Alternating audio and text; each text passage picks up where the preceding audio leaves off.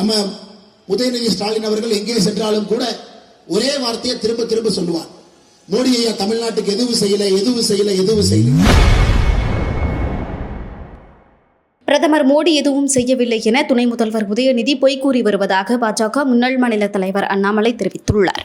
நம்ம உதயநிதி ஸ்டாலின் அவர்கள் எங்கே சென்றாலும் கூட ஒரே வார்த்தையை திரும்ப திரும்ப சொல்லுவார். மோடி ஐயா தமிழ்நாட்டுக்கு எதுவும் செய்யல.